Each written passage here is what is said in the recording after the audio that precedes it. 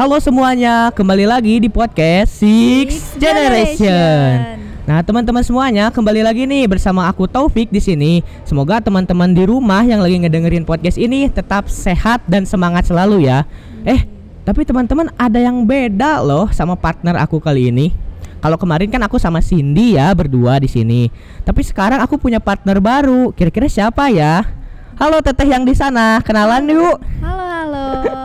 Halo semuanya, kenalin nih ya aku Dea. Aku host baru di sini. Oh ya Pik, kita di sini bakal ngobrol-ngobrol santai ya guys. Iya, tentunya aku sama Teh Dea di sini akan nemenin teman-teman semua ngedengerin podcast kali ini. Yang tentunya hari ini podcastnya akan sangat bermanfaat banget loh bagi kita. Bener banget nih. Oh ya Pik, ngomong-ngomong nih, bentar lagi kan mau abis nih masa liburan, ya enggak? Ya, betul. Kamu ngerasa excited banget gak sih bentar lagi mau sekolah? Aku sih kayak excited banget gitu loh, soalnya kan mau sekolah offline gitu loh. Kalau kamu gimana nih? Excited sih, bisa dibilang excited gitu ya. Kita senang mau sekolah, ketemu teman-teman lagi, tapi rasanya masih males. Soalnya awal-awal sekolah ini masih ada gitu hawa-hawa liburannya. Mau bolos aja deh lah 1 hari 2 hari mah. Lo kok bolos sih? Nggak apa-apa loh, bolos wajar ini. Bolos masuk kenakalan remaja tahu. Kamu bisa dihukum. Enggak, kata siapa? Beneran loh ini. Udah, daripada kita ribut, mending kita langsung kenalan aja deh sama pemateri yang pastinya kece, keren dan emang pakarnya sama bahasan kita hari ini. Siapa tuh Pik? Nah, bersama kita udah ada Bapak AKBP Dr. Andes Sutori MSI. Halo Pak Sutori, gimana kabarnya, sehat?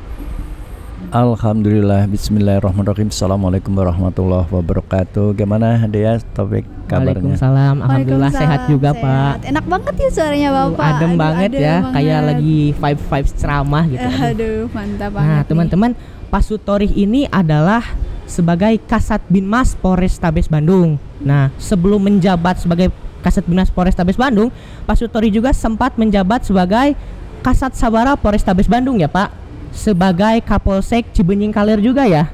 Juga sebagai Kanit 1 Direktorat Reserse Narkoba Polda Jabar. Keren banget ya pengalaman dinas di kepolisiannya. Betul banget. Nah Tede ya, selain berdinas di kepolisian nih ya, Pak Sutori ini adalah sebagai dosen di Universitas Pasundan. Nah, juga aktif loh di kepramukaan sebagai pimpinan Saka Bayangkara Kota Bandung. Mantep banget, kayaknya kamu udah kenal banget ya Pik sama Pak Sutori. Ini udah pertemuan yang keberapa kalinya bersama Pak Sutori. Kak Sutori, soalnya kan kita di Pramuka. Asik. Terakhir kita ketemu di Perkemahan Saka Bayangkara ya Pak, di Kiara Payung. Betul, jadi kemarin kita ada giat Peran Saka seluruh Jawa Barat, kebetulan tempatnya di Jatinangor.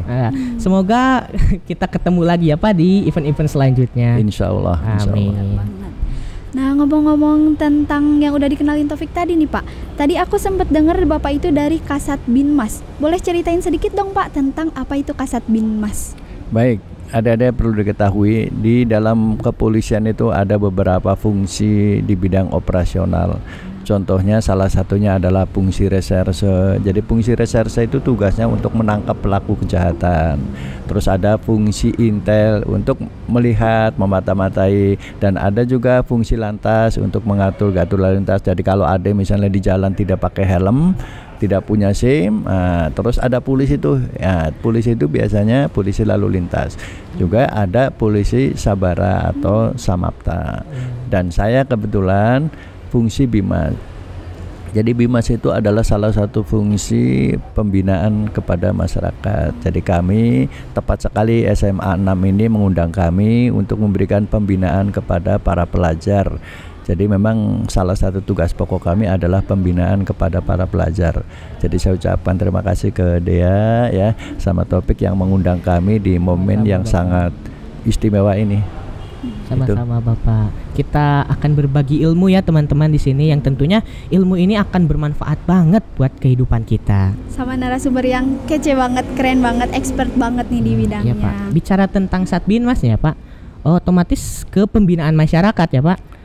Betul, jadi pembinaan itu tidak hanya kepada masyarakat tetapi kepada pelajar, pemuda, wanita, semualah. Jadi terkait dengan pembinaan itu semua tugas Satbinmas Polrestabes Bandung. Nah, kalau gitu apa Bapak pernah selama berdinas di Satbinmas menangani atau mendapati kasus yang kasus ini dilakukan oleh remaja gitu Pak? Jadi kalau bicara kasus itu laporannya ke SPK dan diproses oleh reserse. Jadi kalau kami tugasnya hanya sebatas pembinaan supaya adik-adik pelajar atau masyarakat tidak melakukan pelanggaran atau pidana. Jadi kalau kami bukan ranahnya, memang dulu pernah waktu saya Kapolsek di Cikutra, Cibenying Galer, waktu Kapolsek di Astana Anyar, waktu Kapolsek di Cidadap, atau tadi disebut sama Taufik adalah waktu Kanit Reserse Narkoba, saya juga pernah Reserse Ekonomi. Itu saya menangani kasus, tapi kalau sekarang saya tidak menangani kasus, tapi tugas kami adalah ya salah satunya datang ke SMA 6 ini, yaitu memberikan pembinaan kepada para pelajar agar para pelajar tidak melakukan tindakan-tindakan yang melanggar hukum. Oh, jadi di Satbinmas ini lebih ke sosialisasi dan penyuluhan ya Pak? Tepat sekali Pik. Jadi tugas kami itu hanya pembinaan saja, jadi bukan menangani kasus. Nah, ngomongin tentang bolos atau mabal tadi nih Pak, menurut Bapak itu masuk ke dalam kenakalan remaja nggak sih Pak? Gitu ya, parah. Baik. Bisa dipenjara nggak Pak kalau bolos? Gitu. Bisa loh Pik. Jadi begini adik-adik, untuk adik-adik ketahui ya, terkait dengan bolos gitu kan, apakah bolos itu merupakan kenakalan remaja atau bukan? Jadi itu cikal bakal ada, cikal bakal. Jadi cikal bakal kenakalan remaja. Jadi penyebab utamanya ada dua deh, yaitu secara internal dan secara eksternal. Terus tadi gitu kan, itu bolos. Bagaimana bolos itu gitu kan?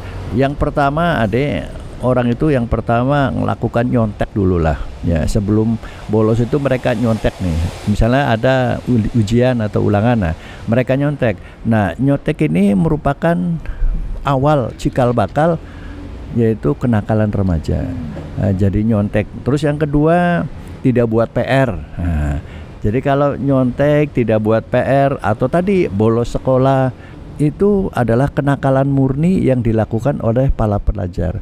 Tapi memang itu sudah kategori kenakalan. Apalagi ada keluar terus coret-coret tembok, ada tembok dicoret-coret atau mengganggu teman usil. Kamu ngapain lo duduk-duduk misalnya? Kamu itu juga awal cikal bakal kenakalan murni. Atau yang paling sekarang mendasar adalah yang melawan guru atau orang tua. Itu juga merupakan salah satu bentuk kenakalan murni bagi oleh pelajar. Jadi takut ya kalau mau bolos itu. Makanya Pik nih, jangan itu nanti memunculkan kenakalan lain gitu. Jadi buat teman-teman juga jangan ada yang mau bolos ya. Apalagi tadi kata Pak Sutori, salah satu kenakalan murni itu gak mau ngerjain tugas. Nah hati-hati teman-teman, ini baru awal semester loh. Jangan sampai nanti dikasih tugas, dianggurin tugasnya, nanti gak naik kelas. Oke? Bener banget, pasti gak mau kan kalau gak naik kelas teman-teman. Jadi Pik ya, jadi gini, orang itu akan berani berbuat kejahatan atau tindak pidana kalau mereka sendiri sudah terbiasa dengan melakukan perbuatan itu. Makanya salah satunya tadi bolos misalnya kan, aman. Nah dengan aman itu mindset mereka atau adik-adik tercuci. Aman-aman, lama-lama dia akan lebih tinggi lagi perbuatannya. Ya itu tadi nanti ada kenakalan yang istilahnya mengarah ke kejahatan. Contohnya misalnya kan, jadi kalau tadi kan kenakalan murni itu. Nah sekarang yang mengarah kejahatan misalnya Pak, minum-minuman keras. Nah jadi ada teman-temannya saat tidak masuk sekolah, dia tidak hanya bolos, tapi sudah bolos, tapi dia minum-minuman. Nah itu sudah tindak kejahatan. Terus atau main HP saat berkendaraan. Membahayakan orang lain. Ini juga sudah termasuk kategori yang mengakibatkan kecelakaan bagi dirinya maupun orang lain. Ini juga salah satu bentuk kenakalan remaja yang mengarah kepada tindakan kejahatan.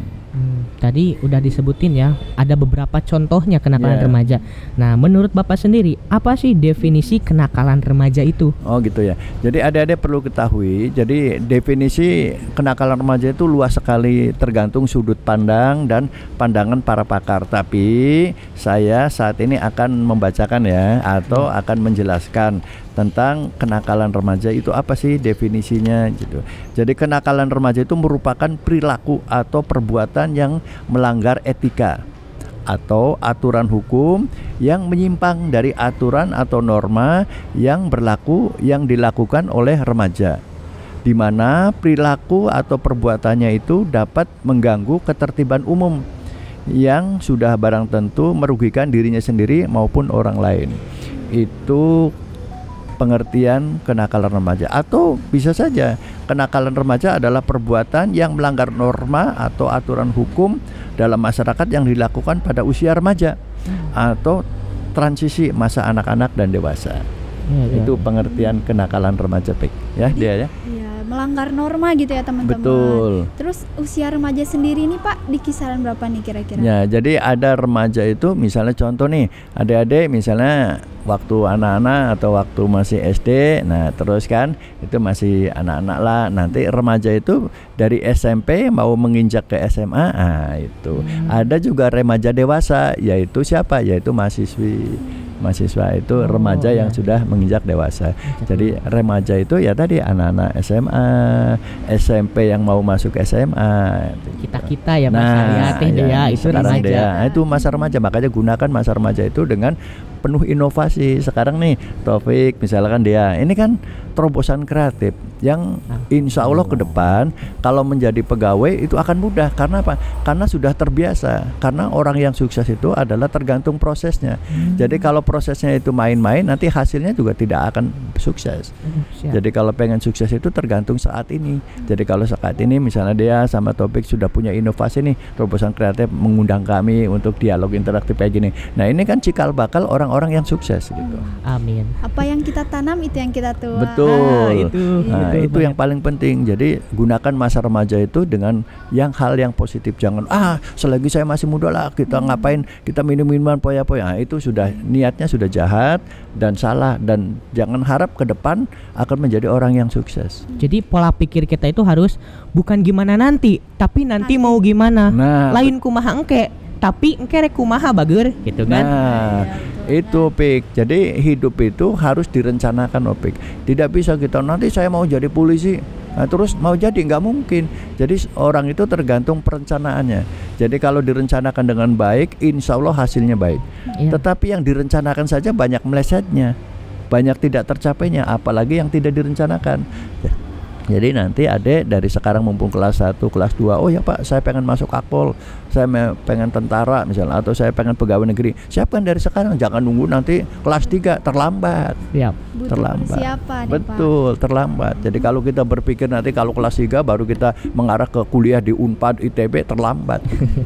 Ngomongin soal kenakalan remaja nih Pak, sekarang ini lagi banyak banget nih di kasus-kasus di kalangan remaja. Yang paling viral itu kasus-kasus bully nih Pak. Perundungan ya. Bener banget, perundungan. Aku pernah dengar nih, pernah lihat gitu Pak, ada suatu kejadian nih sama pelajar gitu loh. Dia ini dirundung sampai meninggal gitu loh Pak. Innalillahi wa inna ilaihi raji'un. Itu gimana sih Pak tanggapan Bapak mengenai kasus bully atau perundungan yang sampai meninggal gitu loh? Ya, baik. Jadi adik-adik sebelum kita menjawab hal tersebut, kita harus tahu dulu pengertian bullying itu apa. Jadi bullying adalah tindakan yang mencelakai atau membahayakan ataupun mengintimidasi. Jadi mengintimidasi orang lain dengan menggunakan kekerasan fisik atau kekerasan psikis maupun kekerasan verbal. Nah, itu pengertian bullying. Jadi kenapa gitu kan orang itu melakukan, atau apa sih sebabnya orang itu atau adik-adik itu melakukan tindakan bullying? Yang pertama yaitu sudah menjadi kebiasaan. Jadi mereka wataknya memang gitu, usil. Jadi makanya adik punya mindset yang baik aja, jangan punya kebiasaan jelek. Jadi kalau sudah kebiasaan jelek itu nanti dia akan merubah karakter mereka menjadi jelek. Terus yang kedua, pengalaman pribadinya trauma. Jadi karena dia tertekan, trauma, makanya dia melakukan hal tersebut. Atau orang yang melakukan bullying itu merasa lebih hebat atau lebih kuat dari orang yang dibullying. Atau juga karena permasalahan sosial. Orang tua kurang perhatian orang tua, dia pulang sekolah terus orang tua nggak pernah memperhatikan, makanya dia cari perhatian orang lain. Nah, orang lain dia tidak memperhatikan, makanya dia melakukan tindakan kekerasan seperti itu. Bisa ya Pak. Betul. Dari awalnya usil-usil tapi jadi merakar gitu. Berakar, lama-lama mindsetnya ya sudah tertanam, merasa banyak dukungan, banyak temannya, merasa kuat, akhirnya melakukan hal-hal yang tersebut. Ya kalau kasus pemalakan juga kan banyak terjadi, juga masuk bully ya Kak, ya Pak, karena mengintimidasi. Sebel banget Pak sama kasus pemalakan gitu. Betul, makanya hidup itu rumusnya begini. B sama dengan L1 plus L2. B itu biologis. Jadi kalau adik itu pendek, pasti papa atau mamanya pendek. Nah, tapi kalau mama dan papanya pendek, tinggi, pasti anaknya tinggi karena itu biologis, karena keturunan. Tapi ingat, walaupun papahnya nggak pinter, ada L1, L itu lingkungan. Oh udah nak, papa mama nggak bisa baca tulis, udah nak kamu masuk sekolah ya. Nah itu lingkungan. Jadi tergantung lingkungan. Tetapi yang lebih bahaya itu L2. Kan saya tadi rumusnya B sama dengan L1 plus L2. L2 itu adalah lingkungan di luar pendidikan. Nah ini kenapa orang merokok, kenapa adik-adik pada merokok, itu bukan turunan, karena pergaulan, karena teman, termasuk bullying. Kalau dia teman-temannya baik, dia tidak akan membullying. Nah, jadi lingkungan itu yang membuat karakter mereka menjadi seperti itu. Makanya adik-adik carilah teman. Kalau adik berteman dengan ustadz, insya Allah jadi kiai. Tapi kalau adik berteman dengan preman, insya Allah jadi penjahat. Nah, ibarat seperti, makanya kita harus pintar-pintar cari teman. Jadi kalau temannya bodoh, pasti adik berusaha untuk nyontek karena ada temannya. Makanya carilah teman orang baik. Jadi kalau adik cari teman baik, insya Allah jadi orang yang baik. Tapi kalau ada temannya itu tukang bullying, ya insya Allah jadi pembuling. Nah itu deh. Jadi ingat sama nasihat bapak saya, Pak. Kata bapak saya disebut Cep di rumah. Cep, cina, kamu harus gaul sama yang baik-baik. Ibaratnya kalau kamu gaul sama tukang minyak wangi, nanti juga kamu akan kebawa wangi. Tapi kalau kamu nanti gaulnya sama tukang yang suka atau orang-orang yang suka minum mabuk-mabukan, badan kamu akan bau alkohol. Jadi kan secara tidak langsung lingkungan itu memang mendukung kita untuk lebih maju lagi ya Pak. Betul. Lingkungan baik kita akan jadi baik, lingkungan buruk ya kita juga akan jadi buruk. Sangat mempengaruhi. Betul sekali dia. Jadi kembali tadi rokok contohnya. Jadi rokok itu bukan turunan. Jadi rokok itu karena lingkungan. Teman-teman yang merokok ya kita ikut merokok. Kalau enggak nanti dibullying. Kamu sok hebat loh. Coba gaul nih, coba rokok enak katanya gitu. Jadi yang mempengaruhi dia merokok itu adalah teman, lingkungan. Ya L2 tadi. Sekolah tidak mengajarkan bahwa anaknya untuk merokok. Orang tua pun tidak mengajarkan. Tetapi kalau dia salah gaul, makanya dia merokok itu yang kecil saja. Dan di dalam rokok itu sangat bahaya sekali deh. Ada 6.000 racun yang ada di dalam rokok. Apa saja racunnya? Misalnya kan, kita kupas sedikit ya terkait dengan itu. Karena sekarang ini bentuk kenakalan remaja itu salah satunya adalah merokok gitu kan. Ya, merokok itu kenakalan gitu kan. Nah, nanti kenapa nakalnya? Dia nanti minta uang ke orang tua untuk beli rokok, kan nakal itu. Ya, jadi rokok itu ada 6.000 racun. Nah, salah satunya apa racunnya? Ya ada nikotin, ada tar dan karbon monoksida. Nah, itu yang akan mempengaruhi organ tubuh kita. Kenakalan dapat penyakit juga. Betul. Ya, Pak. Jadi sekarang yang lagi ngetren lagi itu narkoba. Juga awalnya dari merokok, rokok udah biasa. Nanti dia meningkat lagi tuh ke narkoba dan seterusnya. Kalau sudah narkoba bukan kenakalan remaja lagi, sudah tindak pidana. Iya betul, udah luar biasa ya Pak. Sudah luar biasa. Nah kita kembali ke bahasan kita Pak. Tadi kita berbicara tentang perundungan, pembulian.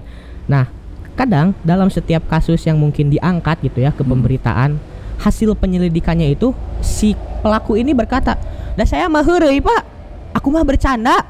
Nah, apakah humor atau bercandaan yang memang sudah melibatkan kelakuan fisik gitu ya, kekerasan fisik sampai mungkin sudah membuat mental orang lain menjadi down, masih bisa dianggap sebagai humor gitu Pak? Kayak insiden narik kursi gitu loh Pak. Itu kan cuman bercandaan tapi fatal banget akibatnya, bisa sampai lumpuh gitu loh Pak. Awalnya niatnya bercanda malah jadi petaka. Itu bullying gak sih Pak? Baik, terima kasih. Kita harus mengenal dulu ya, mengenal bentuk-bentuk bullying. Nah, kita harus kenali dulu bentuk-bentuknya seperti apa. Salah satunya kekerasan fisik atau memukul dan mendorong tadi.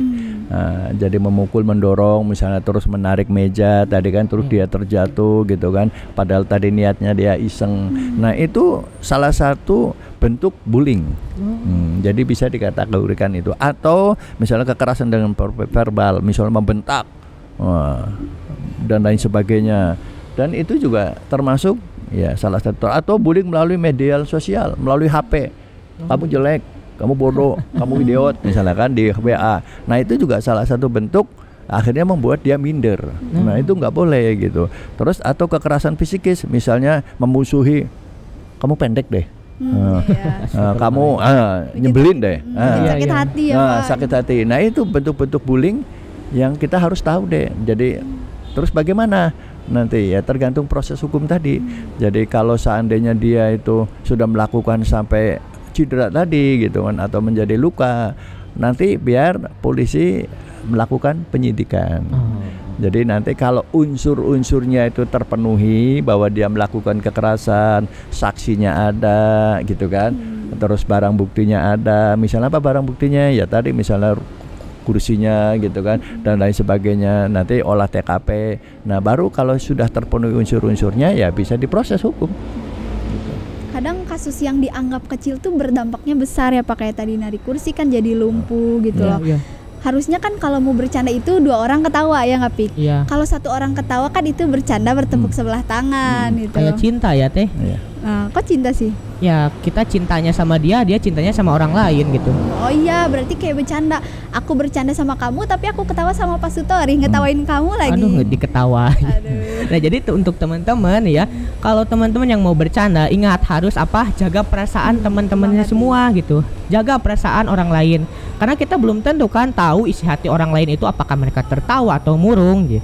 Kok kalian bisa sih jaga perasaan buat doi, tapi jaga perasaan biar teman gak tersinggung, kok nggak mau gitu. Betul banget nih teman-teman. Ingat ya.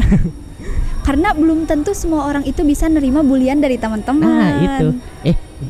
Orang mana sih yang mau nerima bulian? Gak ada. Gak ada dong. Iya. Bener gak Pak nih? Betul, makanya gini ya, ada ya sama topik ya, ada resep ya untuk menghindari bullying. Gimana tuh Pak? Jadi kita harus punya resep, punya tips ya gitu, agar kita tidak terhindar dari pemalakan atau bullying. Yang pertama adalah kita harus percaya diri. Jadi kita tumbuhkan kepercayaan itu pada diri kita, itu yang penting. Terus yang kedua, mudah berteman, jangan menyendiri. Jadi orang yang dibullying itu karena dia suka menyendiri. Makanya kita harus bergaul, bisa beradaptasi, segera menyesuaikan. Pokoknya kita jangan mojok aja, jangan. Introvert ya jangan sampai. Nah itu nanti orang-orang yang akan membullying dia akan mendekati. Makanya kita harus seperti itu resepnya. Terus yang kedua, harus berani, artinya mandiri. Bukan berani itu ngelawan, tapi kita harus berani menghadapi situasi seperti ini gitu.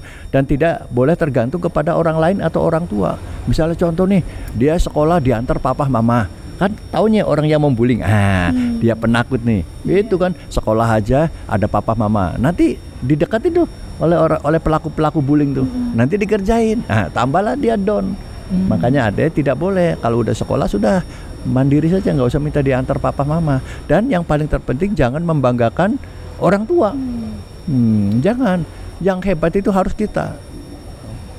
Nah itu nanti kalau kita membanggakan orang tua, nanti orang lain akan melakukan bullying karena menguji, diuji oleh dia. Terus yang berikutnya harus hidup sederhana. Nah, ini yang penting supaya kita terhindar dari bullying. Jangan kita misalnya kan hidup poya-poya dan lain sebagainya. Terus jangan ya melawan orang tua. Jangan membangkang sama orang tua. Itu ada 3 deh ya. Yang pertama adalah papa mama saat di rumah. Nah sekarang adek kan mau sekolah. Nah kan di jalan tuh, coba siapa orang tuanya dia? Tahu nggak? Atau topik? Yang di jalan? Ya, saat di jalan siapa orang tuanya? Orang-orang yang lebih tua dari kita gitu? Bukan. Jadi saat di jalan itu orang tuanya Pak Polisi. Itu. Jadi Pak Polisi jangan menganggap musuh, bahwa polisi itu orang tua saya. Makanya contoh ada kecelakaan, siapa yang dicari? Kan pasti Pak Polisi, bukan nggak mungkin cari tukang sampah. Mana tukang sampah? Bawaannya takut ya Pak kalau lihat polisi itu. Jadi pasti yang dicari polisi, karena apa? Karena polisi itu orang tua saat di jalan. Terus dia masuk sekolah, siapa orang tuanya? Ibu bapak guru. Nah itu ibu bapak guru. Jadi orang tua tuh ada 3 deh. Kita harus bisa mengelompokkan. Jadi saat di rumah, saat di jalan, saat di sekolahan. Jadi jangan menganggap polisi itu musuh. Anggaplah polisi sahabat, teman, boleh. Makanya di polisi ada program polisi sahabat anak. Kenapa? Supaya kita jangan takut lagi sama polisi. Ada polisi, takut, jangan.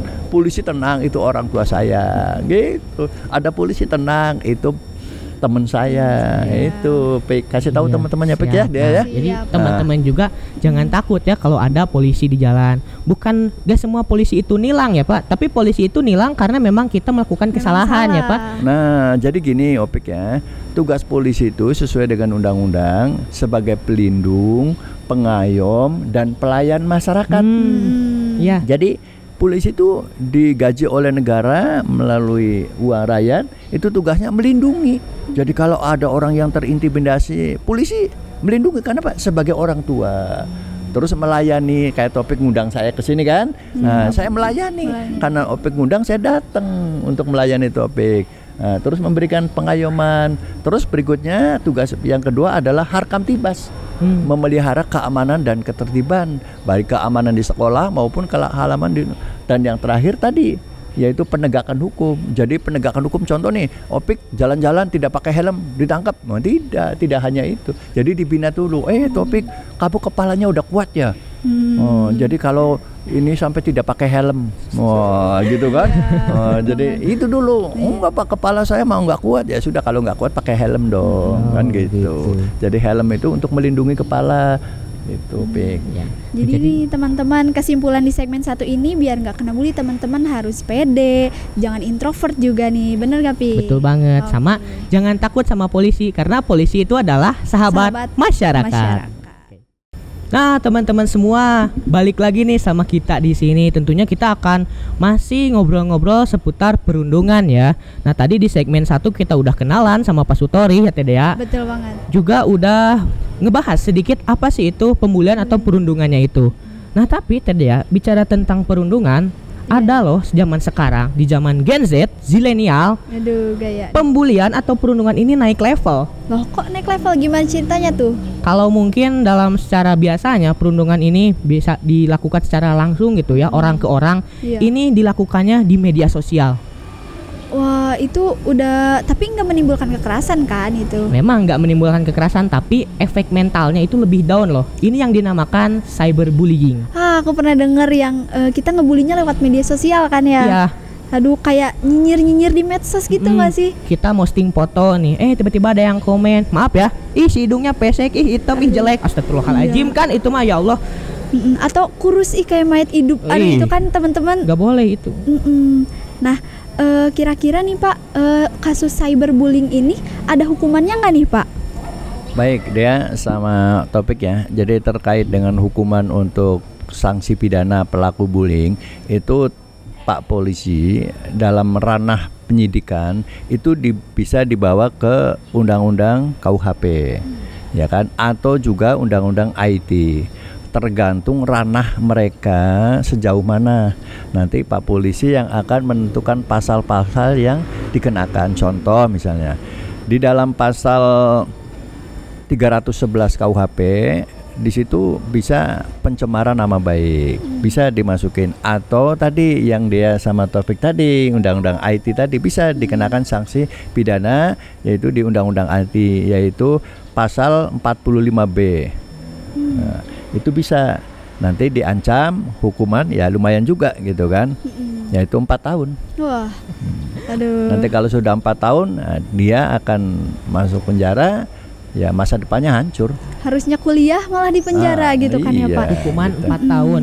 Sekolah aja 3 tahun udah lulus. Ini dibonusin 1 tahun loh. Aduh, di penjara. Bonus lagi. Jadi jangan sampai ya teman-teman. Jangan sampai nih.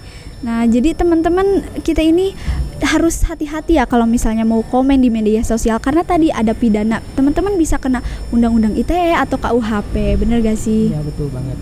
Juga nih Tedea, banyak itu kita dengar ya kasus-kasus pray for si ini, justice for si itu. Nah, padahal sebenarnya memang mungkin banyak ya yang sudah terbukti, tapi ada beberapa kasus gitu yang kayaknya itu setelah dilakukan penyelidikan atau memang mungkin setelah kita selidiki lagi, ternyata orang yang menjadi dalangnya itu adalah si korbannya. Waduh, parah. Jadi misalkan contoh ya, aku teh lapor ke polisi misalkan ya Pak, aku dibully sama Tedea, tapi ternyata setelah diselidiki Tedea-nya yang mulai gitu. Iya, jadi yang salah itu pelakunya nih Pak gitu loh. Jadi memutarbalikan fakta gitu Pak. Baik, jadi adik-adik, polisi itu bekerja di lapangan berdasarkan fakta dan data, bukan berdasarkan aduan semata. Makanya saat melaporkan itu harus didukung beberapa keterangan. Salah satunya adalah keterangan saksi. Jadi keterangan saksi itulah yang akan memperkuat dia yang bersangkutan dijadikan tersangka atau bukan. Tetapi kalau alat buktinya tidak terpenuhi, saksi-saksinya tidak ada, bisa berbalik. Nah, yang tadi yang melaporkan bisa jadi tersangka. Makanya adik-adik jangan mudah segala sesuatu harus lapor. Karena apa? Ya tadi saat melapor kalau unsur-unsur tindak pidananya tidak terpenuhi, malah mengarah kepada seorang si pelapor tadi, bisa jadi nanti si pelapor menjadi tersangka. Itu tergantung nanti olah TKP di lapangan. Harus ada bukti gitu ya, Pak. Betul. Jadi kita nggak bisa hanya pengakuan, Pak saya dibullying gini-gini. Nanti polisi boleh menerima laporan semua warga masyarakat yang lapor ke polisi, diterima. Nanti ditindaklanjuti atau tidak tergantung. Ya itu tadi gitu kan, setelah dicek di TKP, olah TKP, terpenuhi nggak unsur-unsur pidananya. Kalau terpenuhi unsur-unsur pidananya, baru polisi melakukan penyidikan gitu. Jadi kasus-kasus yang udah kita sebutin tadi tergolong dan termasuk ke dalam cybercrime ya Pak? Betul, makanya nanti lihat dulu ranahnya gitu kan. Tergantung alat-alat, misalnya contoh nih, dia mencemarkan katakanlah melalui IT, ya. Nanti kan dilihat tuh HP-nya, nanti dipelajari masuk kategori enggak kan gitu kan. Nanti HP itu menjadi alat bukti nanti di persidangan gitu kan. Nanti korbannya siapa, tersangkanya siapa, jadi rumusnya rumus segitiga. Nanti polisi akan mengolah kasus itu hingga yang bersangkutan bisa dipersalahkan atau tidak.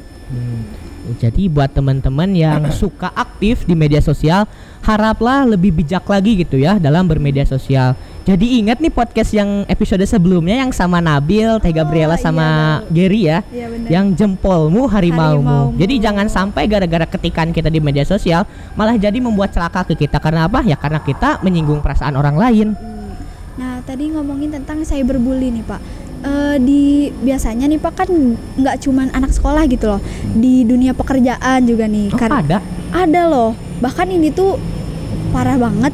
Dia itu dibully tapi baru dibully berapa tahun ya, hampir 9 tahun gitu loh, tapi baru ditangani akhir-akhir ini gitu loh karena kasusnya itu viral. Nah kalau yang kayak gitu tuh harus viral dulu atau baru ditindak atau gimana nih Pak kasus yang kayak gitu? Baik, jadi adik-adik, jadi polisi bekerja itu berdasarkan fakta di lapangan. Jadi kalau sudah di lapangan itu fakta-faktanya, unsur-unsurnya sudah terpenuhi, itu cepat gerakannya. Tapi kalau fakta-faktanya, barang buktinya tidak ada, misalnya dia dibullying, tapi alat buktinya tidak ada, otomatis akan lama prosesnya. Karena nggak mungkin orang dijadikan tersangka tidak didukung alat bukti yang cukup. Jadi alat bukti itulah yang mengarahkan yang bersangkutan jadi tersangka atau tidak, bukan karena viral. Viral dulu baru diproses, bukan. Jadi mungkin polisi bekerja mengalami kendala. Kendalanya mungkin HP-nya, alat buktinya tidak ada, mungkin saksi-saksinya tidak ada, gitu kan? Jadi nggak bisa seseorang jadikan tersangka kalau tidak didukung saksi-saksi maupun alat bukti. Makanya itu polisi bekerja mungkin terlambat karena masih mengumpulkan alat-alat bukti tersebut. Jadi butuh proses nih teman-teman, nggak asal jadi ya Pak. Betul, jadi polisi ini bekerja harus profesional. Nggak mungkin seseorang jadikan tersangka mudah, kasihan masa depan mereka. Makanya polisi bekerja dengan sangat hati-hati, dengan alat bukti yang cukup, dengan barang buktinya cukup, saksi-saksinya cukup, gitu kan. Baru bisa dilakukan ke tahap berikutnya, yaitu lidik-sidik gitu. Itu kan di ranah pekerjaan ya Pak nih, Pik. Itu bisa jadi contoh nggak sih Pik? Iya, bisa jadi contoh juga ya dan teman-teman semuanya. Apa yang kita lakukan di masa remaja itu juga apa? Jadian lagi. Aduh, bingung ya. Apa yang kita lakukan di masa remaja itulah juga yang akan jadi dorongan atau cerminan kita di masa depan. Kalau kita sudah terbiasa dengan perilaku yang baik ya Pak saat sekarang ini, juga nanti kedepannya kita juga akan terbiasa dengan hal-hal baik. Malah mungkin kita bisa membagikan hal-hal baik itu ya Pak. Betul. Makanya Adek, tolong saya berpesan ya kepada adik-adik, jangan melakukan tindakan bullying gitu kan. Karena itu tindakan yang kurang manusiawi dan tidak baik walaupun niatnya canda. Jadi kalau bisa kita ya canda yang normatif saja, wajar, tidak usah berlebihan, betul, yang wajar aja. Jangan sampai mengarah ke merugikan orang lain, apalagi yang dirugikan teman sekelas sendiri atau teman sendiri. Pas banget nih Pak, teman-teman, kita itu punya kurikulum profil pelajar Pancasila. Pernah dengar gak, Pik? Iya, profil pelajar Pancasila ya. Ya, ada pilarnya itu diantaranya adalah berakhlak mulia dan gotong royong. Kamu udah nerapin belum nih, Pik? Itu mah aku pisah dah tuh teh. Oh, masa iya? Amin deh, oke. Nah, oh ya Pak, tadi kan kita udah ngomongin tentang hukuman buat pembuli nih. Nah, ada dari pasal-pasalnya, terus undang-undang ITE. Kalau buat anak-anak di bawah umur sendiri ini yang melakukan tindak pembulian, ada hukumannya juga nggak nih Pak? Makanya deh, nanti hukum ini kan harus objektif. Siapa berbuat apa, nah itu bisa jadikan tersangka. Nanti ada rumusnya. Nanti di penjara juga ada, jadi tahanan anak-anak.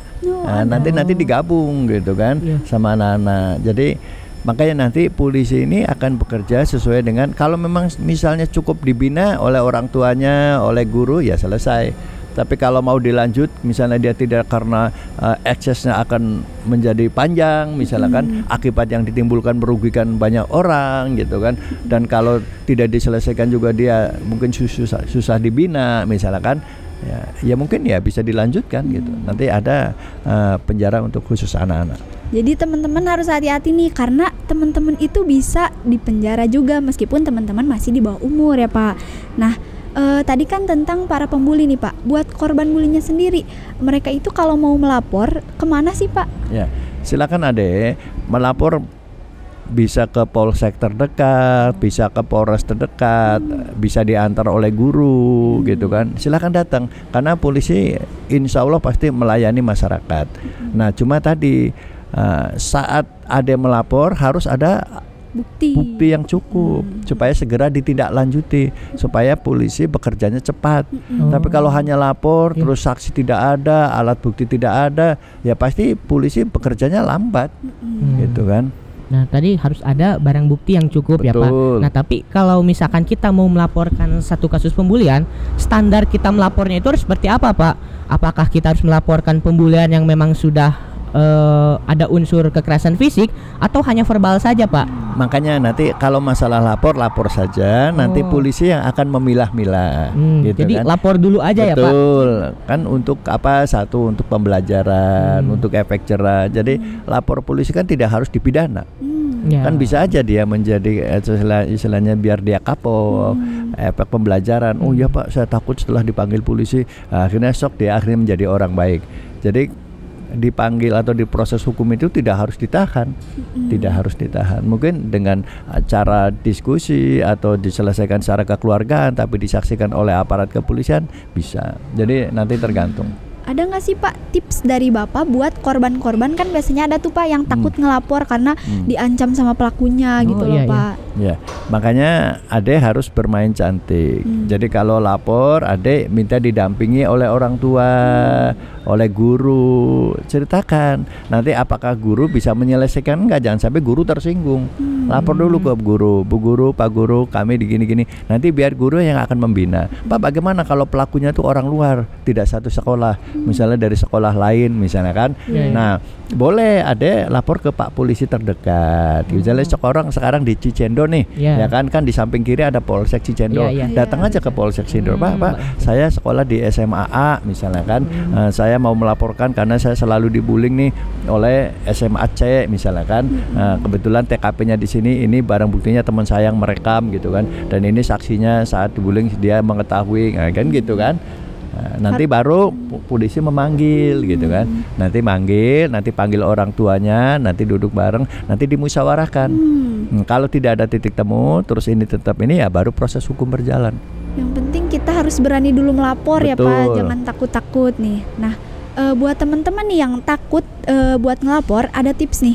Teman-teman yang kalau merasa dibully, teman-teman bisa jadi bulian itu buat jadi motivasi teman-teman. Kayak kasusnya Dodi, kamu tahu nggak Pik? Dodi Sudrajat? Bukan loh, ini Dodi Sukanto. Dodi Sukanto. Dia sempat viral banget loh di TikTok teman-teman. Emang gimana ceritanya? sampai 7 juta loh viewsnya. 7 Jadi juta. dia itu dibully nih sama waktu SMA sama temen-temennya, dikatain tulang lunak, dikatain feminim, Waduh. dikatain nggak ganteng, tapi Aduh. akhirnya dia bisa jadi glow up loh Pak. Wow. Ini keren banget, terus dapat gelar Putra Taruna Nusantara 2021, Wah. Duta Wisata Nasional. Itu kan keren banget. Jadikan cacian sebagai motivasi, bungkam dengan prestasi. Wih, keren banget. Quotes hari ini. Quotes of the day, Quotes of the teman-teman. day, teman-teman. Nah, terus selain itu ada cara menguatkan mental tanpa bully ya nggak Pik? Oh iya Pak, ini sebenarnya masih jadi masalah kita ya Pak. Ada gitu beberapa mungkin organisasi ekstrakurikuler yang memang menerapkannya itu sistemnya ini pengembangan mental, penguatan mental. Mungkin dari sana salah kaprah banyaknya.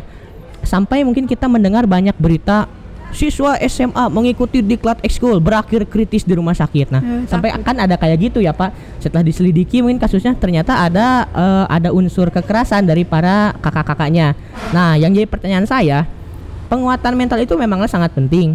Tapi bagaimana caranya kita untuk bisa menguatkan mental kita, mental orang lain tanpa ada unsur kekerasan dan bulian di dalamnya, Pak? Baik, jadi ada tips ya Adek untuk pelaksanaan menumbuhkan mental. Jadi mental itu ada yang namanya mental ideologi. Nah, jadi kalau mental ideologi itu adalah karakter yang bersangkutan dibawa ke ranah agama. Jadi untuk menumbuhkan mental, kenapa orang itu berani? Karena dia keyakinan agamanya kuat. Jadi tidak harus dengan fisik, tidak harus dibawa ke kuburan biar takut, tidak. Jadi dia bisa mengkaji tentang tafsir Quran, gitu.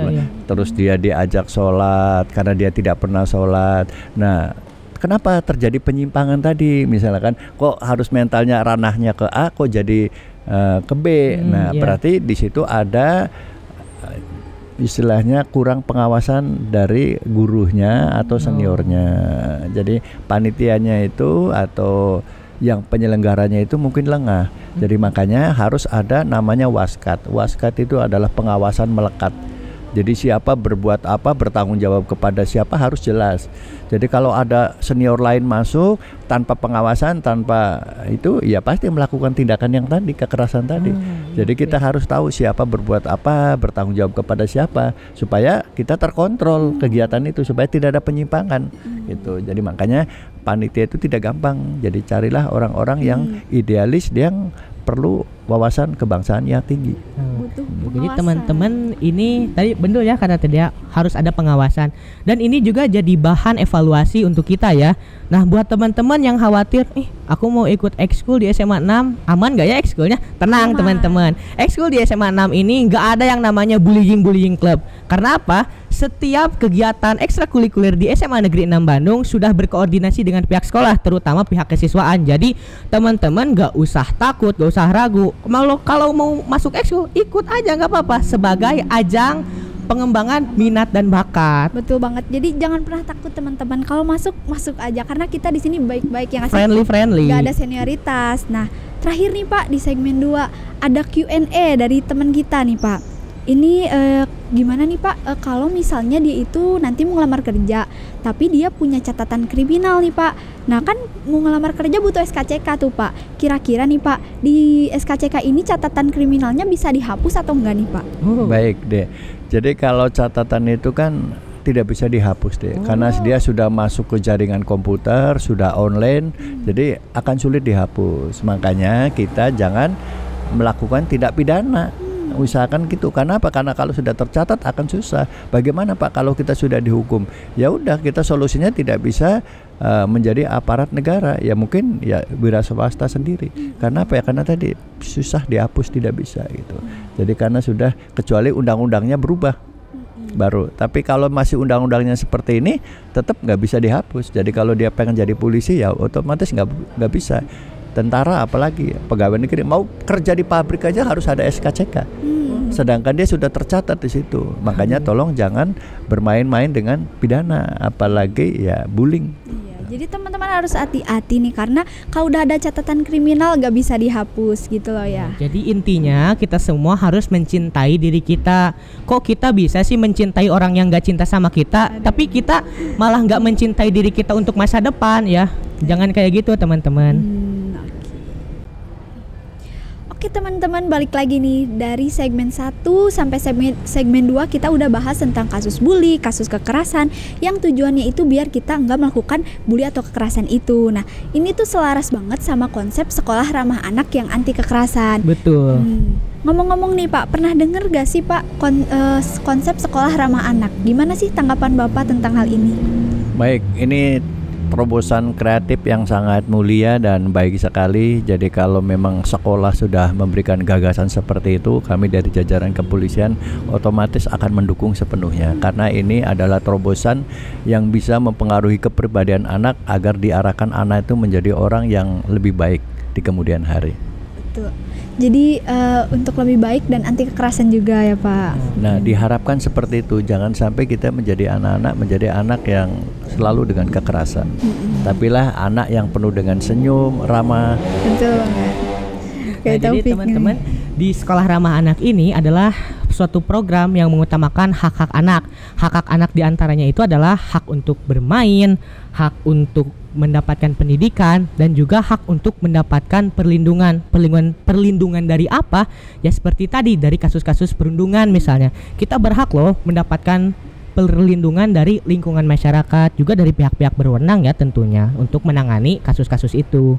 Gak cuman itu dong Pik, pasti anak juga punya hak, punya kewajiban dong selain hak. Oh gitu. Iya. Menurut Bapak nih Pak, apa sih kewajiban dari seorang anak gitu loh? Ya. Baik, jadi kewajibannya anak adalah belajar. Belajar dan belajar. Karena dengan belajar itulah kita akan menjadi orang yang sukses.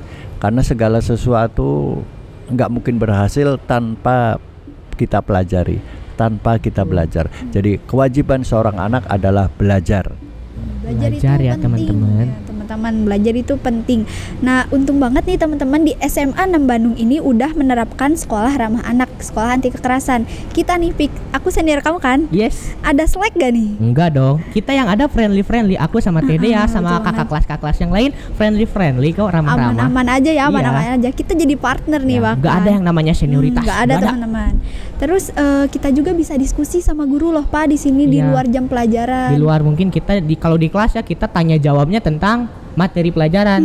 Tapi kalau di luar jam pelajaran kita bisa tanya jawab seputar konsultasi, misal bisa ke BK. Jadi teman-teman jangan nyangka BK itu tempatnya anak-anak bermasalah. Enggak. Kalau misalkan teman-teman, aduh nilai aku lagi turun nih, mau konsultasi sama Pak Henry sama Bu Maya. Nah, bisa itu datang ke BK. Curhat-curhat gitu Nah, ya iya. zaman sekarang. Nah, terus anak juga punya peran nih Pak, ikut kegiatan positif buat jadi sukses nih. Ada nggak sih Pak motivasi atau tips and trick dari Bapak biar menuju sukses gitu loh? Baik, adik-adik perlu diketahui ya. Jadi saya bisa seperti ini itu karena waktu SMA saya aktif berorganisasi. Jadi karena organisasi itulah yang mewarnai kepribadian saya. Jadi saya masuk di SMA itu masuk pramuka. Dan sampai saya kuliah di Universitas Pasundan pun saya menjadi ketua racana di Universitas Pasundan. Karena saya pengen membesarkan, karena inilah dan hasilnya ya memang pekerjaan itu tidak mengkhianati hasil. Jadi karena saya aktif berorganisasi, alhamdulillah saya bisa menjadi seorang perwira polisi. Itu karena kita aktif berorganisasi. Jadi kita sudah biasa dengan hal-hal seperti ini. Tapi kalau kita nggak hanya belajar saja, otak kanan, otak kiri harus dilatih. Betul. Jadi karena keterampilan skill itu harus dilatih. Kalau tidak dilatih, dia tidak akan bisa mempengaruhi. Orang pintar tidak menjamin dia akan kerja. Tapi sebaliknya, kalau terampil, ya insya Allah dia akan mewarnai kehidupan. Dan organisasi adalah untuk melatih otak kanan dan otak kiri agar kita bisa memimpin diri sendiri maupun orang lain. Ya, banyak yang bilang juga ya, pintar itu belum tentu sukses. Tapi dengan pintar kita tahu caranya biar jadi sukses ya teman-teman. Jadi teman-teman jangan lupa nih buat nerapin tips and trick dari Bapak Sutori yang udah jelas nih udah ada sukses gitu loh. Iya. Nah, Nah Pak, tadi Bapak sudah bicara tentang motivasi, tips dan triknya dari Bapak. Nah, harapan Bapak apa nih buat teman-teman kita anak-anak SMA juga generasi muda pada umumnya gitu Pak? Baik, jadi saya selaku Kasat Bimas Polrestabes Bandung menghimbau kepada adik-adik pelajar yang ada di kota Bandung ini, jadilah anak-anak yang selalu berbakti kepada kedua orang tua. Karena apa? Karena ridhonya Allah adalah ridhonya kedua orang tua kita. Jadi kalau orang tua kita sudah ridho, Allah pun ridho. Makanya jangan sekali-kali kita menyakiti hati orang tua. Kalau kita sudah menyakiti hati orang tua, itu dosa besar. Makanya jadilah kita anak-anak yang soleh dan soleha. Artinya buktikan dengan apa? Dengan kerja ikhlas. Apa itu? Pelajar. Jadi jangan sampai kita pulang sekolah main kemana. Main boleh, tapi jangan berlebihan. Apalagi mainnya itu masuk kelompok berandal bermotor. Masuk kelompok-kelompok itu tidak ada manfaatnya, yang ada ya mudorotnya. Jadi tidak ada manfaatnya. Tapi kalau ada dia masuk kelompok belajar, terus kasih tahu papa mama, Pak, terlambat sekolah ya, adek lagi belajar kelompok. Nah itulah nanti insya Allah buahnya akan panen di kemudian hari. Jangan mengharapkan kita buah panen apabila kita tidak pernah menanam. Jadi tanamlah kebaikan itu agar kita masa depannya jelas. Jangan sampai kita menuntut nanti kan masa depan nanti akan datang sendiri, nggak bisa. Masa depan itu harus kita jemput, harus kita arahkan, harus kita desain hingga bisa seperti ini. Gitu ya Pak. Keren banget ya motivasi dari Pak Sutori ini. Nah, jadi buat teman-teman nih, kita dari tadi ya, dari segmen 1, segmen 2 sudah membahas tentang kenakalan remaja, tentang pembulian, perundungan. Nah, jadi untuk teman-teman harus berani menerapkan 10B. Apa Nah, aja tuh, Pik? 3 di antara 10B ini yang paling penting teman-teman, yaitu berani bicara, berani melapor, dan berani melawan. Tunggu. Berani melawan siapa dulu nih? Melawan ketidakadilan dong. Masa melawan guru? Nggak boleh melawan guru mah tuh. Dong nih. Kayak filosofi Jabar nih. Silih Silih asah, asah, silih asih, silih asuh. Nah, jadi kesimpulannya nih Pak, kita itu kan berarti harus waspada ya nggak, Pik? Yap, betul.